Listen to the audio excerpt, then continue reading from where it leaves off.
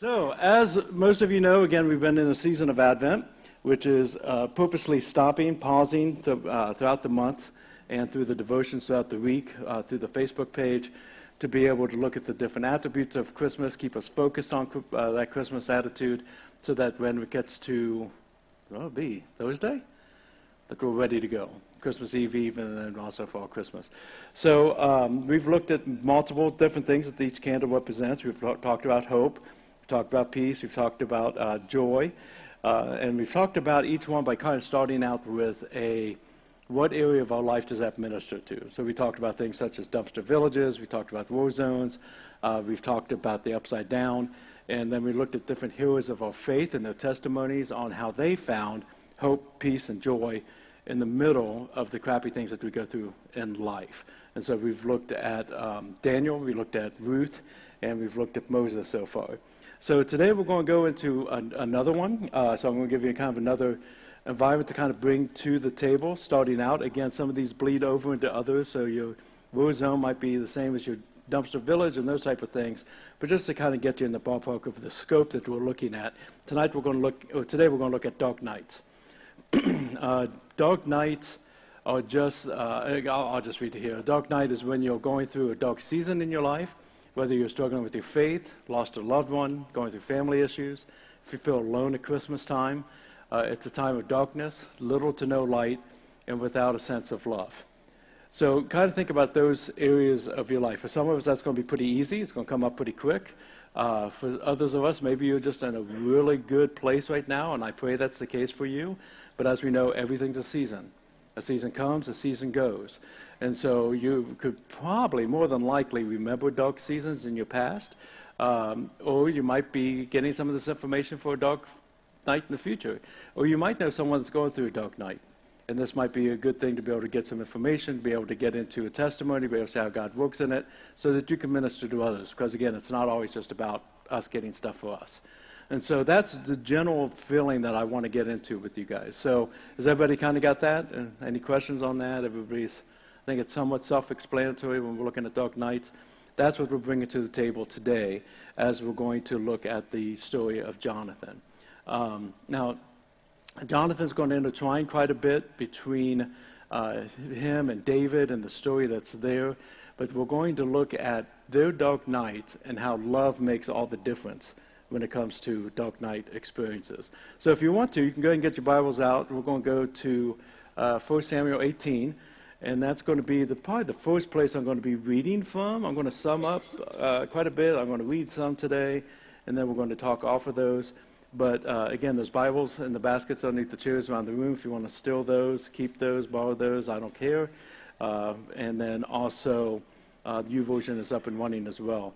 But just kind of get to chapter 18, put your finger there, put a bookmark there. I'm going to babble a little bit before we get there, because I want to talk to you about chapter 17 before we're reading in 18, just to set the stage for what I want to look at with Jonathan's life.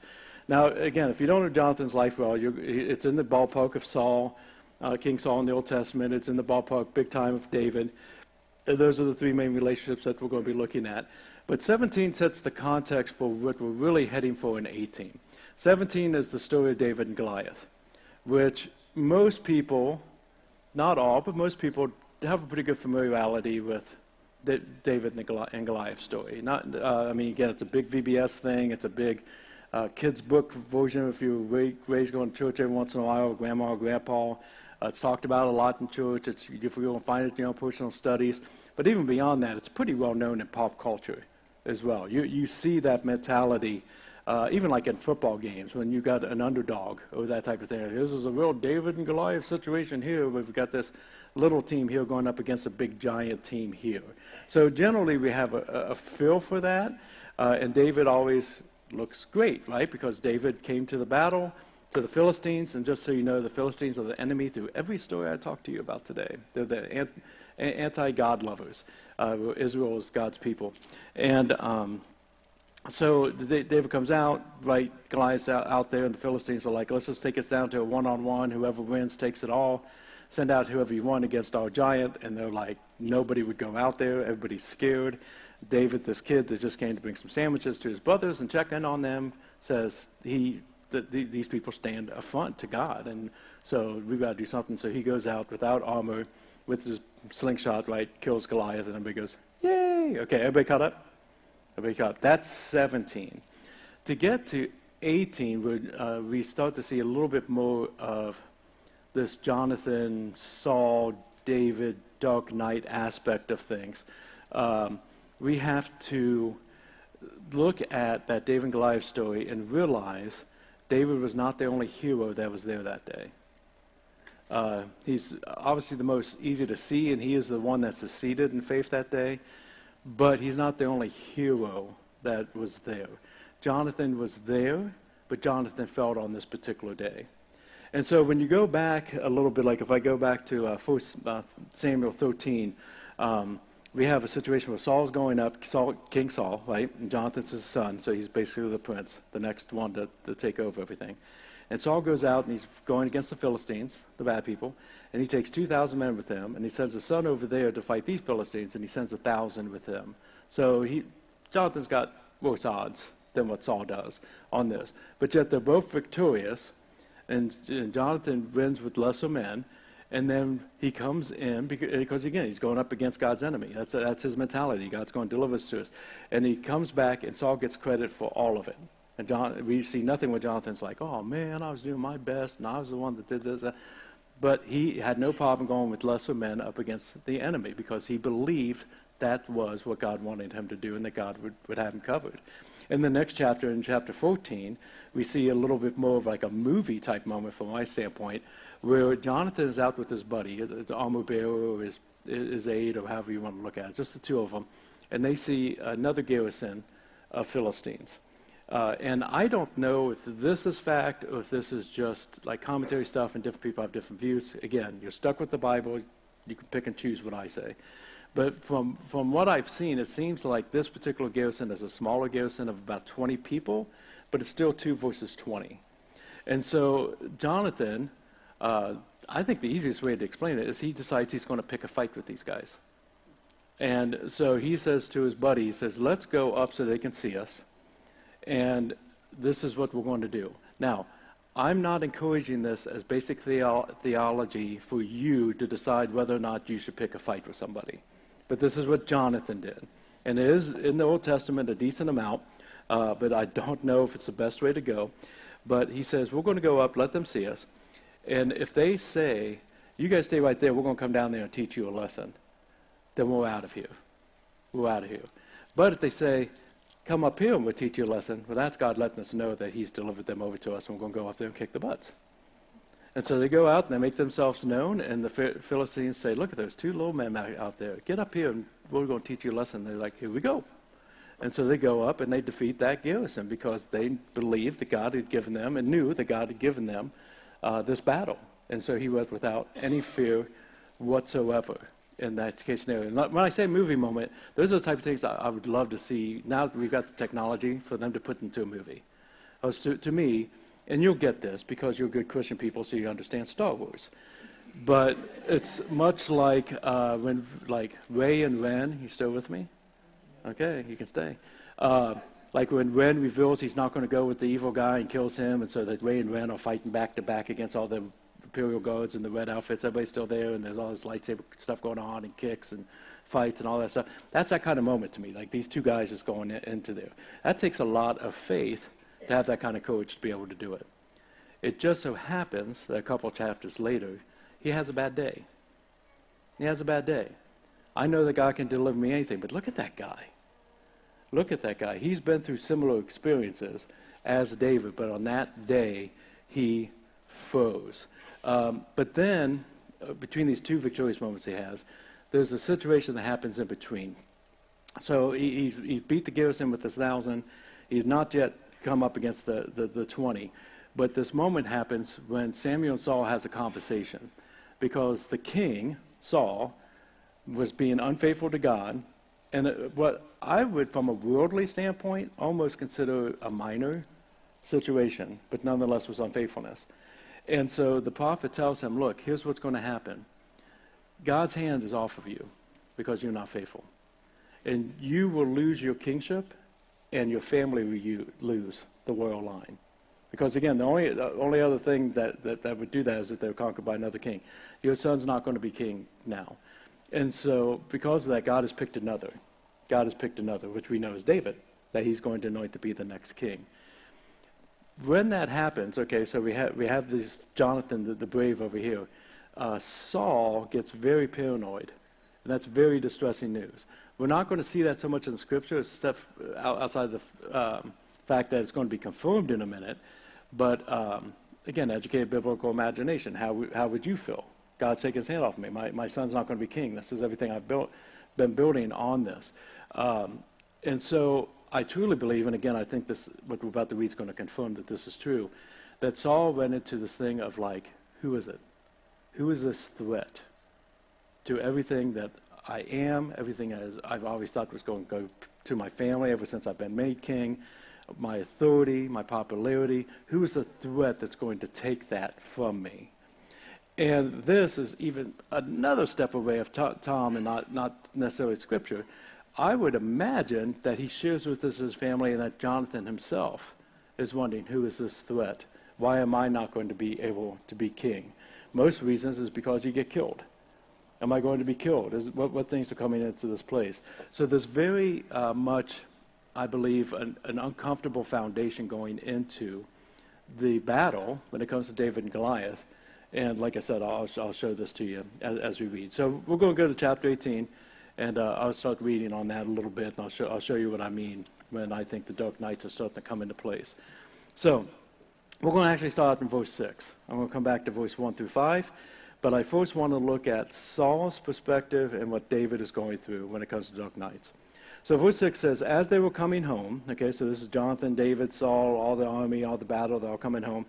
When David returned from striking down the Philistine, or the giant, the woman came out of the cities of Israel singing and dancing to meet King Saul with tambourines, with songs of joy, and with musical instruments. This is what he's used to. This is the praise that he comes back from being a victorious king. This is, we see this in other areas of the Scripture. He's excited about. The women sang to one another as they celebrated, and they said, Saul has struck down his thousands, and David his 10,000s. And Saul was very angry, and the saying displeased him. He said, they're ascribing to David 10,000s, and to me they've only ascribed thousands. And what more can he have but the kingdom? And Saul eyed David from that day on. He found his threat. Do you see that? That's why I feel that's absolutely not only logical, but the actual fact of the situation. When he knew God's hand was going to move from him, he started looking for the threat. What else can this be but this David kid? Verse 10, the next day a harmful spirit from God rushed upon Saul and raved within his house while David was playing the lyre. And as he did day by day, Saul had his spear in his hand. And Saul hurled the spear, and he thought, I will pin David to the wall, but David evaded him twice. So now his solution, kind of like in Cain and Abel, my solution is I'll kill David. I'll take the threat out, and it wasn't working. Verse 12, Saul was afraid of David because the Lord was with him, but had departed from Saul. So Saul removed him, David, from his presence and made him a commander of 1,000. And he went out and came in before the people. But David had success in all of his undertakings, for the Lord was with him. And when Saul saw that he had great success, he stood in fearful awe of him. But all Israel and Judah loved David, for he went out and came in as before him. The way I see that paragraph is he couldn't kill him with the spear, so I'm going to send him out with just 1,000 men. Now, how many men did he send out with Jonathon? Do you remember? 1,000. He took his 2,000, sent his son with 1,000. He's sending him out the exact same way he did his son, so he has less odds. I'm not saying he's trying to kill Jonathon. I'm saying there's a comparison there, that he will get killed in battle, and then that threat will be gone. And that didn't work either. So Saul is having a very dark night experience.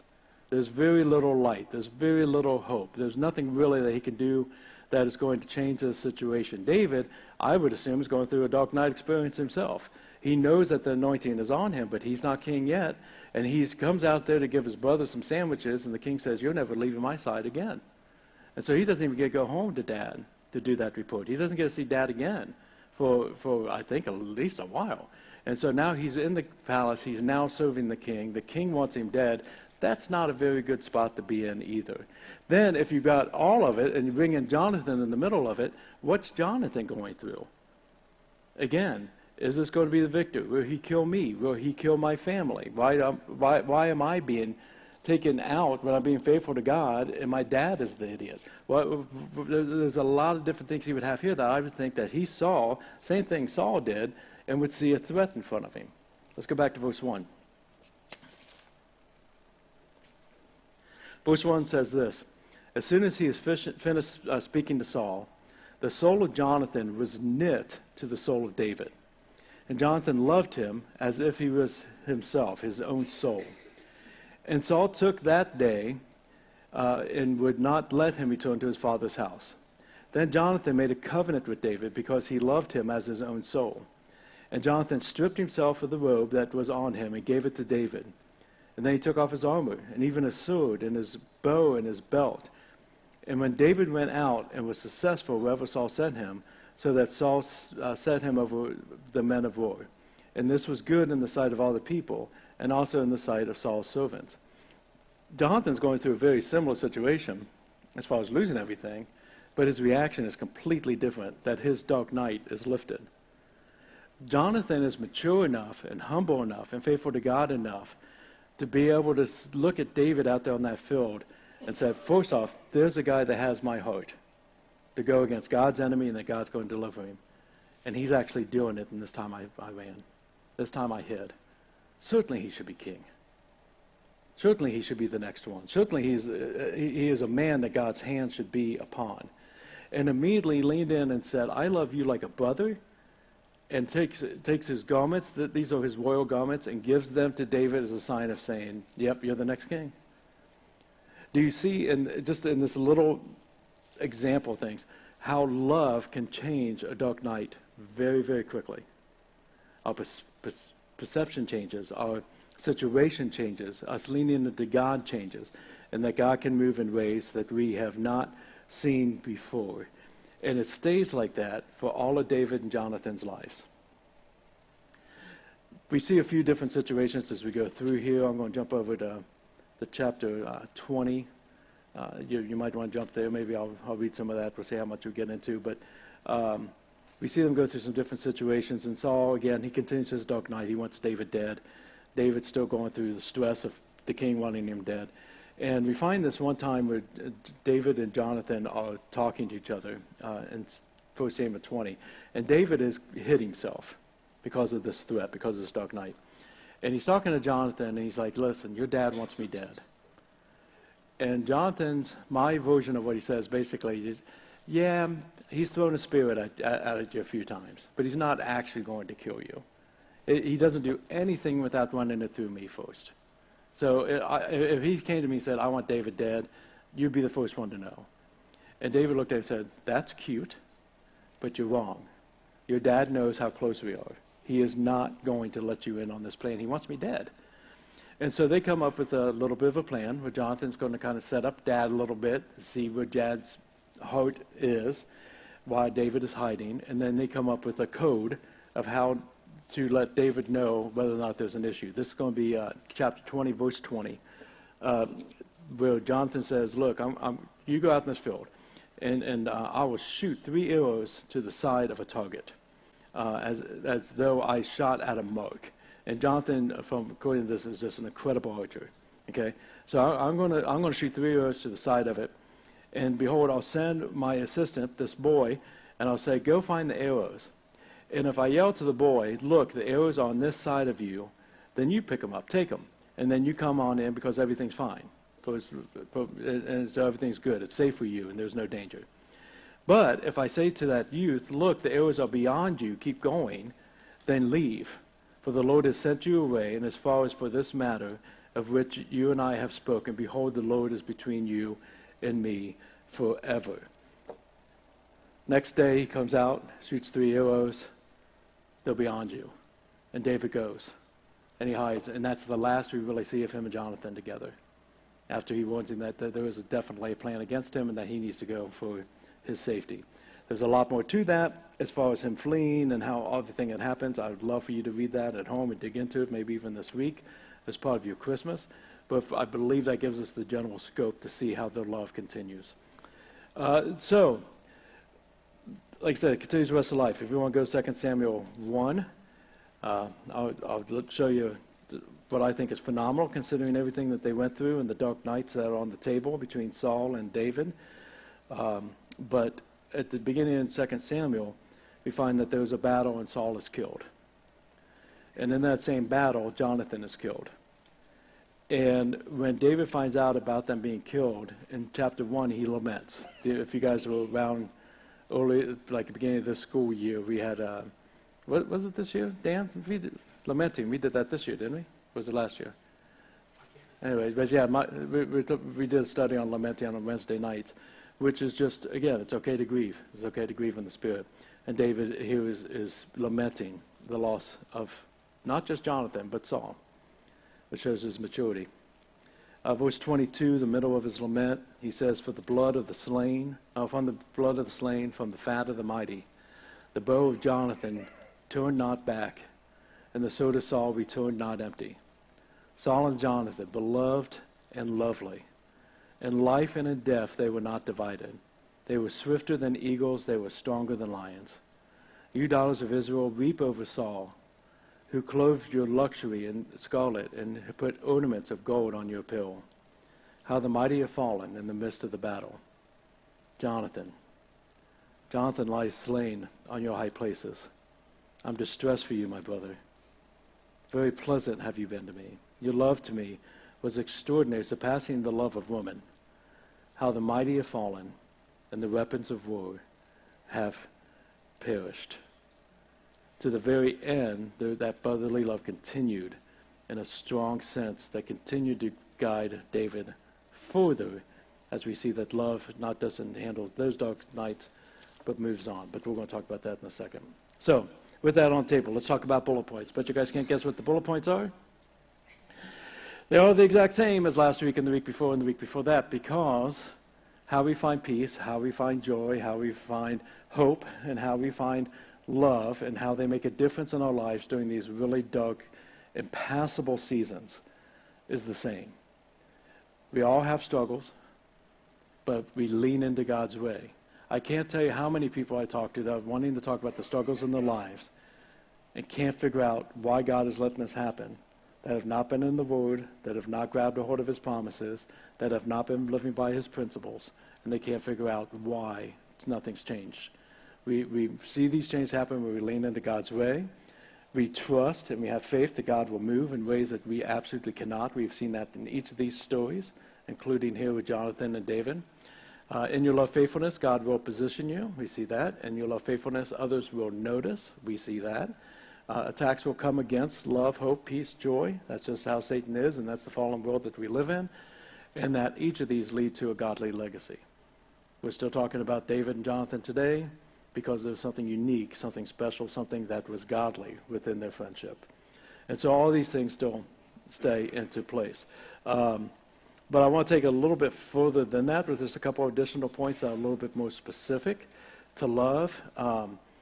The first one being I want to define what love is. And so several of you are probably thinking, oh, he's going to 1 Corinthians 13:13 next. Because that's the one we read at all the weddings. Love is patient, love is kind, love doesn't hold on to grudges, da-da-da-da-da. Great definition of love. Not just great for weddings, but great for every day as far as how we're supposed to love each other. But I'm not going to that one today. I want to go a little bit different, a little bit deeper with you.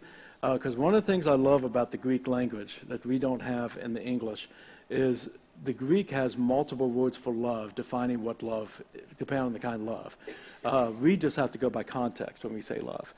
So if it was, let's see, it's been a little over 25 years since Jenny and I got married.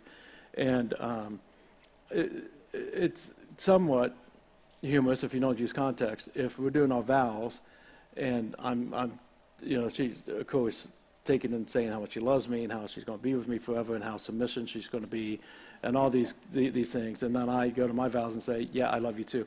And so, but no, you see people talking about love in the marriages and people crying and it's this great celebration and stuff.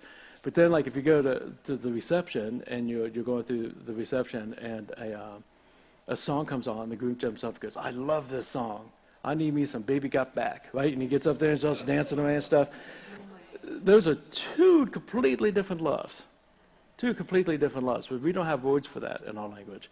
The Greek does. Maybe not for baby got back. Look, put an extra bullet. But here's some of the Greek words for love, just so you kind of get a feel for it. And these are probably the most popular within it. Eros is a passionate love. That's generally best defined as if a guy and a girl start dating and they just can't stop thinking about each other. That's going to be eros. This is that initial fast love, and it will either dissipate or take root into a deeper love.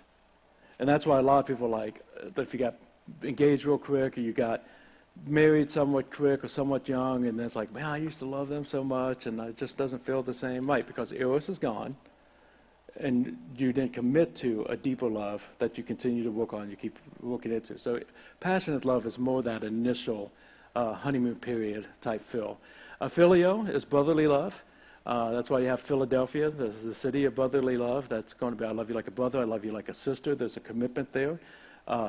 If you love someone as a brother or as a sister, you probably shouldn't marry them. It's a different kind of love. I will not say, what would you guess on that? Eurotopia is a floaty love. That's more if you just, again, that's going to be more casual. Some people are more floaty than others. But it's not like a deep established relationship. Maybe comes before passionate love.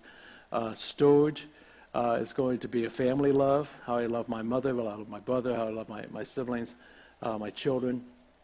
And then another Philly, sure. Philly, that's a self-love. That's how I love myself. And by the way, you're allowed to love yourself. Just don't let it be a cockiness. Let it be a confidence in how God sees you. That's how you love yourself. And so in this case, when we look at Jonathon, we are going to see filial, we'll see brotherly love, we are going to see storge, and we're going to see the last one, philetia, self-love, because he loves Jonathon as he loves himself. And so we see and understand that love a little bit better. Hey, save some walls for me. Bye, kiddo. And we have to understand, because I know all of us have heard different times people try to attribute different feelings behind the word love, including in the scripture, to fit a point or to fit a belief or whatever the case would be. That bothers me for two reasons. One is I don't like twisting scripture to fit a point. And secondly, because I think it takes away from Jonathon and David's relationship with each other. I'm a big brotherly love guy. I'm a sucker for those stories.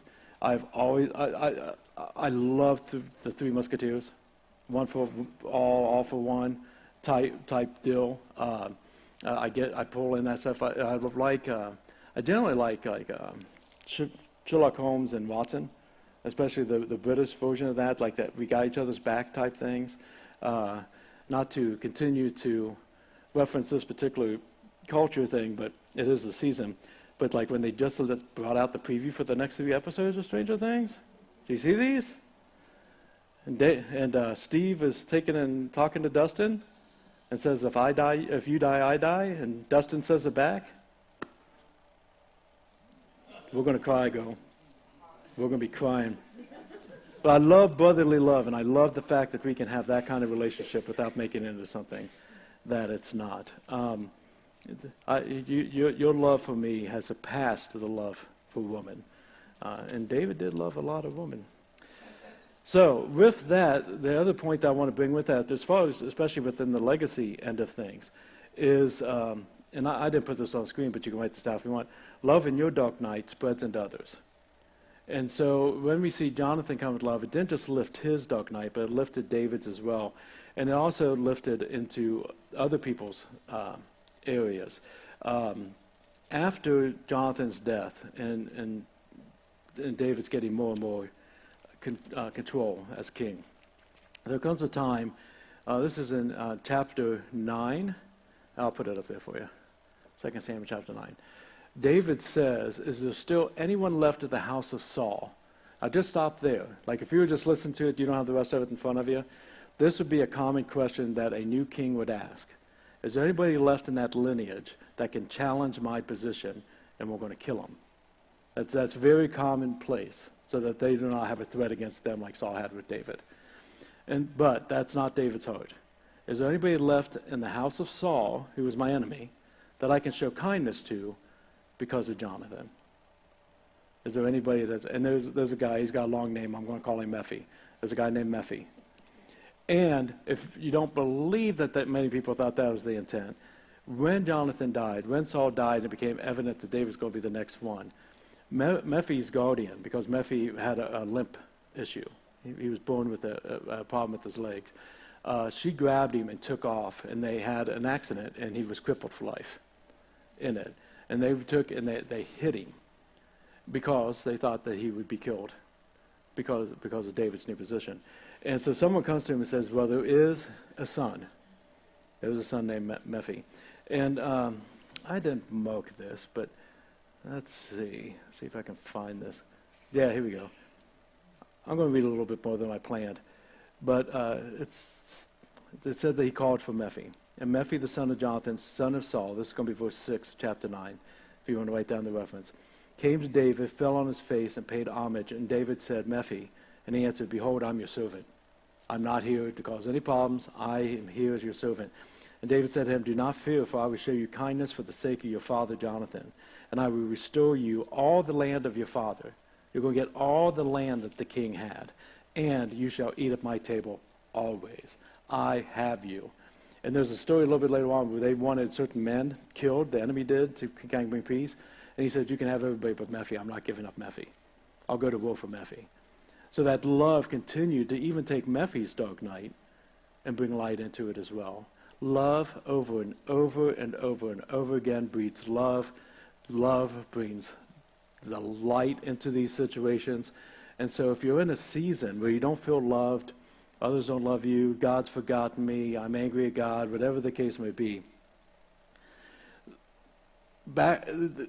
not just these principles, but love of others. What if you chose to love somebody that you don't normally reach out to? Love into your life, which you say, I have no control if people love me. You kind of do, in some cases. And then in other cases, people are just messed up because of their free will decision. You just got to put those boundaries there. But sometimes you're afraid of the love, so you'll block it.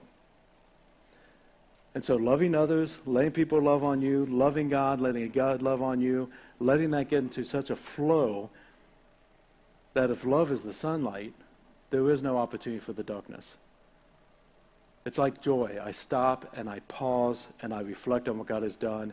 Nothing is as bad as what my God does for me that's good. Does that make sense?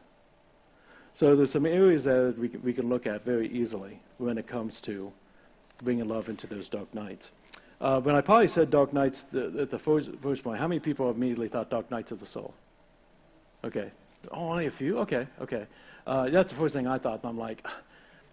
But the thing was I was going to... Originally, I literally was going to call it the void, which again goes back to Stranger Things.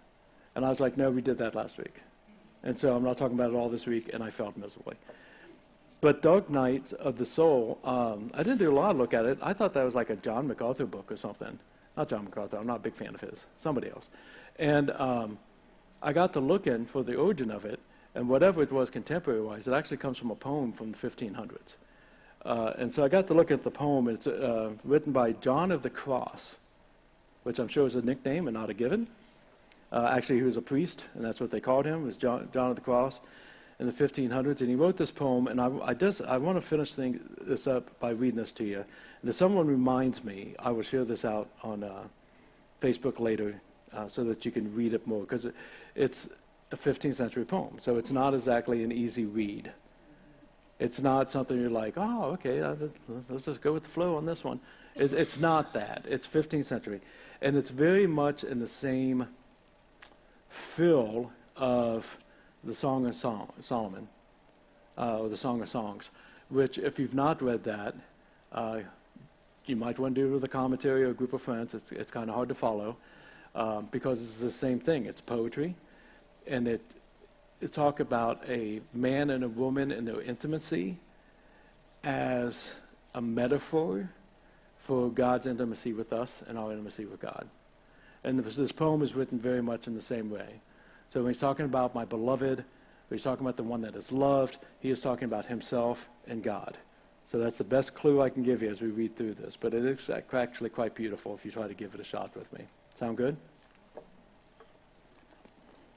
On a dark night, kindled in love with yearnings, oh happy chance, I went forth without being observed, my house being out west. In the darkness and secure, by the secret ladder disguised, oh happy chance, in darkness and in concealment, my house being out west. In the happy night, in secret when no one saw, no I beheld aught without light or guide, save that which burned in my heart. The light guided me, more surely than the light of noonday, to the place where he, well I know who, was awaiting for me, a place where none else appeared. O night that guided me, O night more lovely than the dawn, O night that joined beloved with lover, lover transformed in the beloved. Upon my flowery breast, kept holy for himself alone, there he stayed sleeping, and I caressed him, and the fanning of the cedars made a breeze. The breeze blew from the turret. As I parted his locks with his gentle hand, he wounded my neck. He caused all my senses to be suspended. I remained, lost in oblivion. My face I reclined on the beloved. All ceased, and I abandoned myself, leaving my cares forgotten among those lilies.